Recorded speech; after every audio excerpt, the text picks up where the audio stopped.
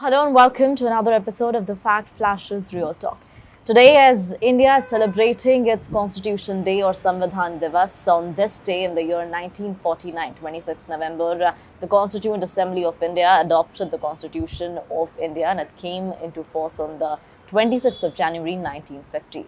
Now, B.R. Ambedkar, as all of us know, is known as the father of Indian Constitution, and now, after all of these years, that India was declared on this particular day as a sovereign, socialist, democratic republic country, and that all of the Indians and the Constitution of India is said to be one of the best constitutions in the world.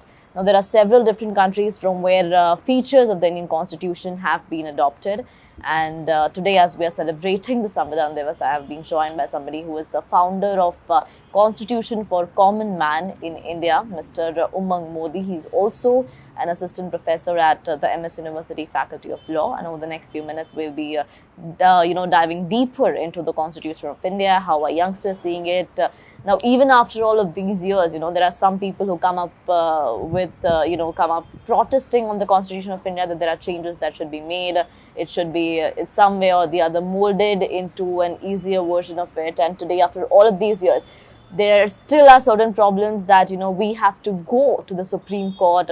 Now, the irony is that after so many years of Indian Constitution coming into force and Indian Constitution being declared, there are so many issues that are still being taken to the Supreme Court. The first one is Love Jihad, which came into the discussion, which started trending on Twitter, wherein the Constitution of India says something different and, the people are taking it in a different way. The other sad irony is that today, as we are celebrating the Samvidhan Divas, the farmers are protesting in Haryana and Punjab, and they have started their march to Delhi. Now, to dive deeper into this topic, like I said, we have Mr. Umang Modi. Thank you so much for being here with us. Thank you. Like I said, we are celebrating the Samvidhan Divas today, and it has been years since the Indian Constitution was formed, and it is said to be one of the best and the most sorted constitutions that any other country in the world has. Yeah. So basically, why we celebrate this day? Because on the 26th November 1949, the Constituent Assembly has adopted this constitution, and earlier it was celebrated as a National Law Day. Right. But after 2015, Narendra Modi government has declared it as a Constitution Day to celebrate it as a 125th anniversary of Dr. Baba Saheb Ambedkar. And naming few things about the Constituent Assembly debate, it was started on 9th of November 1946 and ended on 26th November 1949. So our constitution is made in 2 years, 11 months and 18 days precisely. Right. And during this whole 2 years, 11 months and 18 days, there were in Lok Sabha website you can see that there are 165 days the Constituent Assembly sat, and 144 days they have discussed the draft constitution debate. Apart from that, there were 389 members earlier, but after partition there are only 299 members. Right. And eventually on 24th January 1950, the 283 members signed the constitution and adopted the national anthem and national song. Right. So this is the little bit a part of a history about how constitution was made, and there were many issues were discussed, from the fundamental right to the other provisions of the constitution, and ultimately preamble was the which you have already discussed, that India is sovereign, socialist, secular, democratic republic, and that we have adopted that on the last day of our Constituent Assembly debate. Right. Now, Umang, when we say that India is a sovereign, socialist, democratic republic, there have been so many protests happening recently that, there are youngsters or there are politicians or people who always have something or the other. They always have their opinions that, there are certain changes that should be made in the constitution. Over the years, we've seen that. There were certain molds that have been made in the new constitution. Yeah. So do you think that over the time, this is something which is going to remain consistent, that changes are going to remain consistent, and how necessary are those changes? Because see, our constitution is both rigid and flexible. Right. Because this is one of the feature of our Indian constitution. like US's constitution is very rigid to amend. That's why there are only 27 amendments in the US constitution after 250 years, because their constitution process, amendment process is so tedious. But Indian constitution amendment process is not that tedious, because our constitutional maker thought that we should make open for the coming government, that they should able to make changes according to the scenario of the country. So that's why we have seen more than 100 amendments in the constitution, and that was very much required in a way, and we will see more amendment, because I think India is growing and the democracy is the process, because after 70 years we are still learning as a democratic country.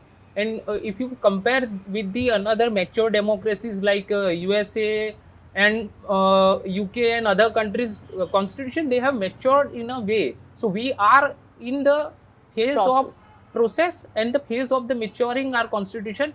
So I see it's okay that we are having this amendment, and we will see more amendment, because we made our constitution like that. Right. Now, like I said in the very beginning, that it's an irony that on one hand we are celebrating the Constitution of India, and on the second hand there are people, or there have been opinions to change certain laws in the Constitution, particularly when we talk about the love jihad, because this is a trending topic right now after the Allahabad court declared it that this should be banned. So somewhere or the other, as a law professor as well, how right do you think this is? That on one hand we are calling India a socialist country. We're not trying to, bide India in the boundaries of religion. We are allowing the same genders. We have removed Section 377. So how right do you think all of these changes are? Okay, so the what you said, it's right. It is an irony, but the problem with our constitution is that our constitutional maker has made our constitution a individualistic constitution. Right. In a way, if you see that everyone has their own rights, which is mentioned in the constitution itself, so which makes our constitution is very individualistic.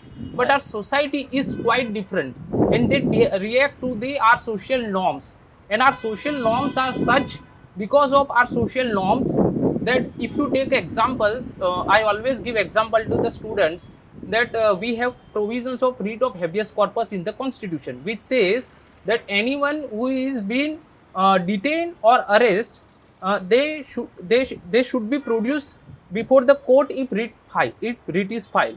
So I always give this example to the student and say that as a girl or as a boy, you have every right if your parents detain you for some reason, which is right according to the constitution.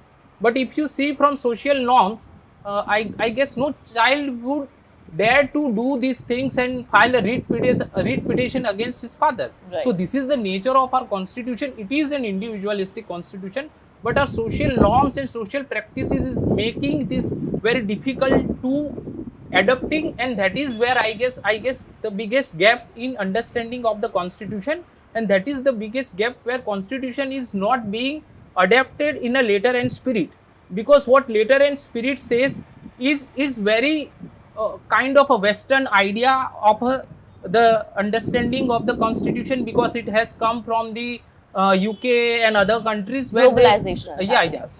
So their life and their knowledge of citizens is quite different, and they take right very seriously, and they also use their right against their parents, and also if they think, they also go against certain things, and they understand it. But for us, it's very difficult thing, and that is why if you take the example of love jihad topic, a problem is that a constitution does not make any differentiation in between religion. Right. Because secularism is something which is very ingredient in our constitution, and it has been introduced after 42nd Amendment 1976.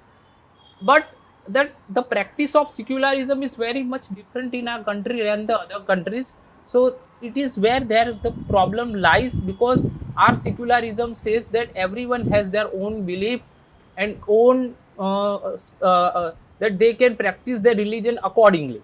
So that is where I guess that we are being facing issue in the case of love jihad, where Supreme Court think otherwise, or Allahabad High Court, for example, had said otherwise, that because they have considered the secular principle.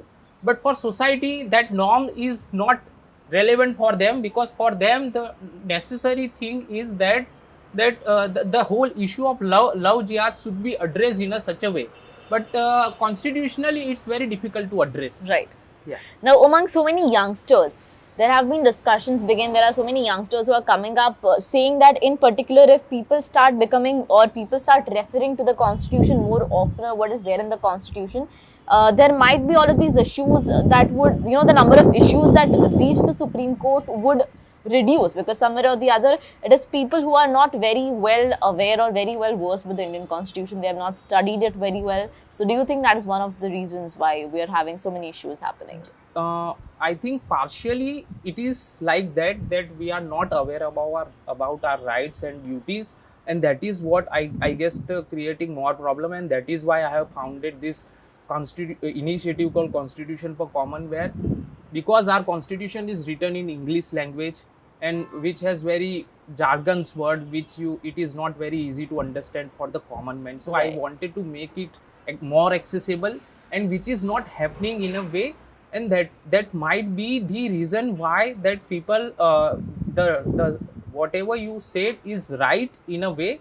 But I would like to also mention that the Indian constitution is very unique constitution, where I think from 1950 to 1962 there were more than 3,800 cases were filed in Supreme Court, Right. and comparing with the USA, where only 900 case filed in 20 years span.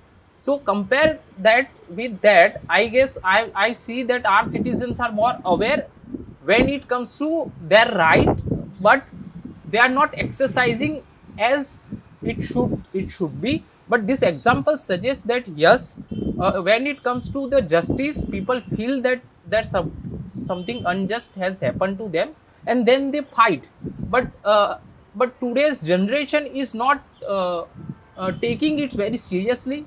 They are not taking seriously that certain actions are affecting their rights, specifically in terms of making any laws which is affecting their rights.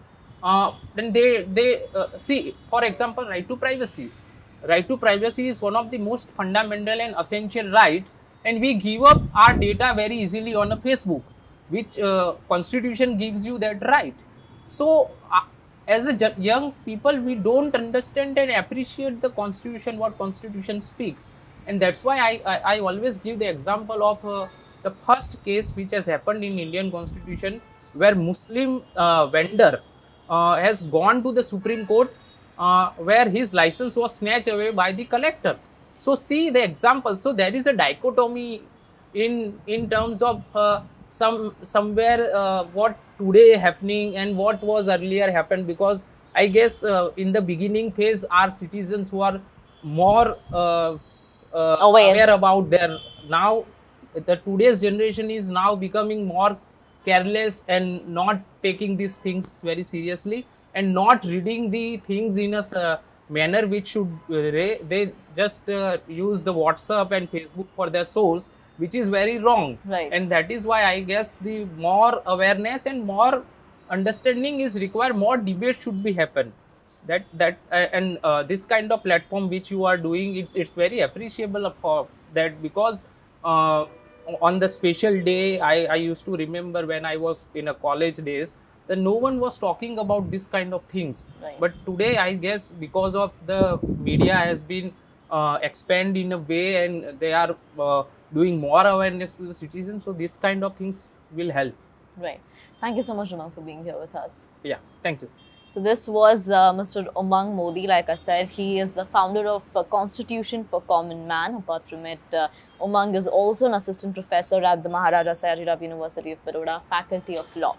Now today, as India is celebrating the Samvidhan Divas, the Constitution Day, let's all take a pledge or promise ourselves that we're all going to go through the Indian Constitution properly. We are going to be well aware of our rights, and as youngsters, it's so important for each one of us, including you and me, to be well aware of what's there on the Constitution, what our rights look like, and what are the actions that we should take if anything goes against it, or if anything is happening against the Constitution of India. With this and a lot more that you need to know, make sure that you always stay tuned to the Fact Flash. Thank you.